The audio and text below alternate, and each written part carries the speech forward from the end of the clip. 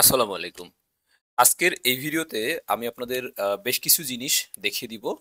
সেটা হচ্ছে ইদানিং কম্পিউটার কাউন্সিলের বাইরে যে সমস্ত জায়গাতে কম্পিউটারের ব্যবহারিক পরীক্ষা হয়, কোথাও, কোথাও দেখা যাচ্ছে যে টাইপিং এর বাইরেও আরো কিছু জিনিস দিয়ে তারা ব্যবহারিক পরীক্ষা নিচ্ছে। তো টাইপিং এর বাইরে আসলে কি, কি জিনিস দিতে পারে বা কোন, কোন বেসিক জিনিসগুলো আসলে পরীক্ষা দিতে গেলে আমাদের আগে থেকে একটু জেনে যাওয়া উচিত। তো সেই বিষয়ে মূলত আজকের এই ভিডিওটা। প্রথমত প্রশ্নে বলা থাকে যে ডেস্কটপে একটা ফোল্ডার করতে বলা হয়। ফোল্ডারের নাম এবং নিজের রোল দিতে বলা হয়। তারপর ওই ফোল্ডারের মধ্যে গিয়ে একটা ওয়ার্ড ফাইল, একটা পাওয়ার পয়েন্ট ফাইল এবং একটা এক্সেল ফাইল খুলতে বলা হয়। আর কোথাও, কোথাও আবার দেখা গেল যে ওয়ার্ড ফাইলে লেখাটাকে প্রিন্ট করতে বলা হয়। তো এই জিনিসটাই আমি আপনাদেরকে এই ভিডিওতে দেখাবো। যদি আপনাদের সামনে কারোর পরীক্ষা থাকে কম্পিউটার কাউন্সিলের বাইরে, তাহলে পরীক্ষা দিতে যাওয়ার আগে এই ভিডিওটা একটু দেখে যেতে পারেন। তো যাই হোক, এটা হচ্ছে আমার কম্পিউটারের মনিটর, আপনারা দেখতে পাচ্ছেন। প্রথমে আমি যেটা করব, মাউসের রাইট ক্লিক করব। রাইট ক্লিক করলে এই যে এখানে দেখতে পাচ্ছেন অনেক অপশন আসছে। এইখান থেকে একটু নিচের দিকে এই যে দেখেন নিউ বলে একটা অপশন আছে। এখানে আসলে এই যে নিউ থেকে নিউ ফোল্ডার, তাহলে আমাদের ডেস্কটপে কিন্তু একটা ফোল্ডার হলো। এখন দেখেন, যখন আমরা নতুন ফোল্ডার করি তখন এরকম এই লেখাগুলো সিলেক্ট থাকে যাতে করে আপনি রিনেম করতে পারেন। কোনো কারণে আপনার যদি মাউসের এই কার্সরটা বাইরের দিকে ক্লিক হয়ে যায়, তাহলে কিন্তু এই যে রিনেমের অপশনটা চলে যায়। রিনেম আমরা দুইটা ভাবে করতে পারি। একটা হচ্ছে ফোল্ডারের উপরে প্রথমে একবার ক্লিক করলাম, কিছু সময় পরে আরেকবার ক্লিক করলাম। মানে ডাবল ক্লিক না, কিন্তু ডাবল ক্লিক করলে আবার এই যে ফোল্ডারটা হচ্ছে ওপেন হয়ে যাবে। মানে প্রথমে একটা ক্লিক করলাম, একটু থেমে কয়েক সেকেন্ড পরে আবার একটা ক্লিক করলাম, তাহলে এখানে কিন্তু রিনেম করা যাবে। এবার আপনি চাইলে এখানে আপনার নামটা লিখবেন, তারপর আপনার যে রোলটা আছে সেই রোলটা দিবেন। অথবা এই ফোল্ডারে ক্লিক করে F2 এটা যদি চাপ দেন, তাহলে দেখেন এখানে রিনেমের অপশনটা অ্যাক্টিভ হয়ে যাচ্ছে। যাই হোক, এটা হলো আমাদের ফোল্ডার ক্রিয়েট করা। এখন আমরা ফোল্ডারের মধ্যে চলে আসলাম। এইটার মধ্যে আমাদেরকে ওয়ার্ড ক্রিয়েট করতে হবে, একটা পাওয়ার পয়েন্ট এবং একটা এক্সেল ফাইল। তো ওয়ার্ড ক্রিয়েট করার জন্য আমরা এটার উপরে রাইট ক্লিক করব। তারপর নিউতে এসে এই যে এখানে দেখেন আছে Microsoft Word document, Microsoft PowerPoint document এবং মাইক্রোসফট এক্সেল ডকুমেন্ট। তো আমরা প্রথমে হচ্ছে ওয়ার্ড নিলাম। ওয়ার্ড নিয়ে এখানে ধরেন যে আমরা হচ্ছে নাম দিলাম, তারপরে রোল নাম্বারটা দিয়ে দিলাম। তো হয়ে গেল ওয়ার্ড। ওয়ার্ডটাকে প্রথমে ওপেন করলাম।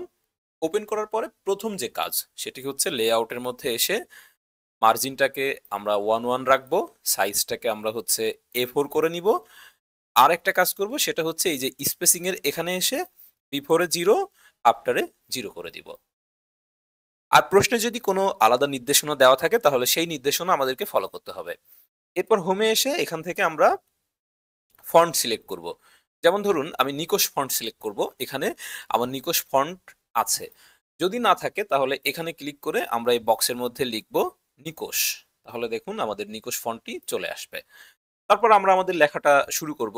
বাংলাতে লিখলাম, ইংরেজিতে লিখলাম। মাইক্রোসফট ওয়ার্ডে সাধারণত কয়েকটা ছোট, ছোট কাজ দেয়। যেমন বলে কোনো একটা নির্দিষ্ট লেখাকে বোল্ড করতে। তো সেটা করার জন্য লেখাকে সিলেক্ট করে এই যে কন্ট্রোল বি অথবা এই বি বোল্ড যেটা, এটাতে চাপলে হয়ে যায়।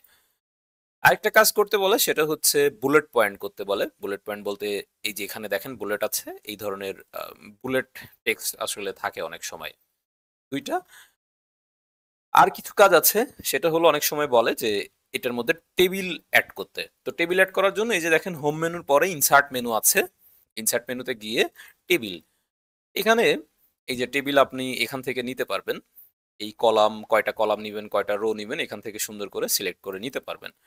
আর যদি কোনো কলামকে মার্জ করতে হয় বা রোকে মার্জ করতে হয়, তাহলে সেটাকে সিলেক্ট করে টেবিল লেআউটে এসে এখান থেকে হচ্ছে এই যে মার্জ সেল। তো এগুলো সাথে আরেকটা কাজ হয়তো থাকতে পারে, সেটা হলো ইনসার্টের মধ্যে গিয়ে কোনো একটা ছবি ইনসার্ট করা। সেজন্য ইনসার্টের মধ্যে গিয়ে পিকচার, পিকচার থেকে দিস ডিভাইস, তারপরে আপনার যদি যেই ছবিটা ওনাদের ডেস্কটপ বা কোথাও থাকলে সেটা হয়তো ইনসার্ট করতে বলতে পারে। এটা হয়ে যাওয়ার পরে আপনি কন্ট্রোল এস দিয়ে এটাকে সেভ করলেন। যদি বলে যে এটাকে প্রিন্ট করতে, তাহলে কন্ট্রোল পি দিবেন। কন্ট্রোল পি দিলে এখানে দেখেন এই যে প্রিন্টের একটা ইন্টারফেস আসছে।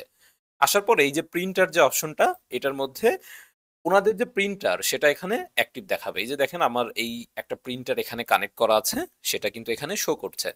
তো প্রিন্টারটা সিলেক্ট করে জাস্ট প্রিন্ট করে দিবেন, তাহলে কিন্তু ওয়ার্ডের কাজটা শেষ হয়ে গেল। আচ্ছা, এটা গেল আমাদের ওয়ার্ডের কাজ। এইবার পাওয়ার পয়েন্টে কি কি বলতে পারে? পাওয়ার পয়েন্টে বলতে পারে যে একটা পাওয়ার পয়েন্ট ফাইল নিয়ে সেখানে নিজের নাম লিখতে, একটা ছবি ইনসার্ট করতে, এবং শেষে থ্যাংক ইউ বলে আরেকটা লেখা লিখতে। তো সেটার জন্য আমরা প্রথমে যেটা করব, এই বক্সের মধ্যে হচ্ছে রাইট ক্লিক করলাম, নিউ থেকে আমরা নিয়ে নিলাম হচ্ছে পাওয়ার পয়েন্ট প্রেজেন্টেশন। এখানে পুনরায় আমাদের নামটা দিলাম, তারপরে রোল নাম্বারটা দিলাম এবং ওপেন করলাম। ঠিক আছে, ওপেন করার পরে এই যে দেখতে পাচ্ছেন যে এরকম পাওয়ার পয়েন্ট স্লাইড এসেছে। এই যে এটাকে ধরে প্রথমে সিলেক্ট করে ডিলিট করে দিবেন। ধরেন আপনাকে বললো 3টা স্লাইড নিতে, একটাতে হচ্ছে উপরে আপনার নাম লিখবেন, 2 নাম্বার স্লাইডে গিয়ে একটা ছবি যুক্ত করবেন, আর 3 নাম্বার স্লাইডে লিখবেন থ্যাংক ইউ। তো এটা একটা স্লাইডে লেখার জন্য ইনসার্টের মধ্যে এসে যে এখানে দেখেন প্রথমেই আছে টেক্সট বক্সে নিয়ে এখানে হচ্ছে ক্লিক করলাম, নাম লিখলাম আমার। এটাকে চাইলে আপনি এই যে ফন্টে এসে ফন্ট সাইজটাকে বড় করে দিতে পারেন, এটাকে একটু ধরে সরাই দিলেন। আর স্লাইড নেওয়ার জন্য এটার উপরে রাইট ক্লিক করে ডুপ্লিকেট স্লাইড, অথবা স্লাইড সিলেক্ট থাকা অবস্থায় আপনি ইন্টার দিলে একটা স্লাইড ওপেন হবে। তো ধরেন এটা ডুপ্লিকেট নিলাম, এখানে বললো একটা ছবি ইনসার্ট করতে, তাহলে এই বক্সটাকে আমরা প্রথমে ডিলিট করে দিলাম। ছবি ইনসার্ট করার জন্য ইনসার্ট পিকচার দিস ডিভাইস, এখানে এসে আপনি হচ্ছে যে কোনো একটা ছবি নেবেন। ধরেন আমি দেখি আমার এখানে কোনো ছবি আছে কিনা, এইটা একটা ছবি আছে, এটা নিলাম। এই যে ওপেন হয়ে গেছে, তারপরে এটাকে ছোট বড় করে এরকম রাখলেন। আর সবশেষ যে পেজটা থাকে এখানে বলা হলো যে থ্যাংক ইউ লিখতে, তাহলে এগুলো আমরা ডিলিট করে দিলাম। ইনসার্টের মধ্যে গিয়ে শেপ থেকে একটা টেক্সট বক্স নিয়ে ক্লিক করলাম, আর এখানে আমরা লিখে দিলাম থ্যাংক ইউ। ঠিক আছে, থ্যাংক ইউ লিখে এটাকে আমরা সাইজটাকে একটু বড় করে দিচ্ছি, ধরেন বড় করে দিয়ে এটাকে মিডিলে রাখলাম, রেখে এখন এখান থেকে সেভ দিয়ে দিলাম। সাধারণত যদি কোথাও পাওয়ার পয়েন্টে ছোটখাটো কিছু কাজ দেয়, এরকম কিছু কাজ দিয়ে থাকে। তো এটা হয়ে গেল। এখন আমাদের বাকি থাকলো এক্সেলের পার্টটা। এই পার্টটাও আমি আপনাদেরকে দেখিয়ে দিচ্ছি যে এখানে কি কি বিষয় আসলে দিয়ে থাকে, আর এখানে কি কি বিষয়ে আমাদের কাজ করতে হয়। এক্সেলের জন্য প্রথমে হচ্ছে আমাদের এইখান থেকে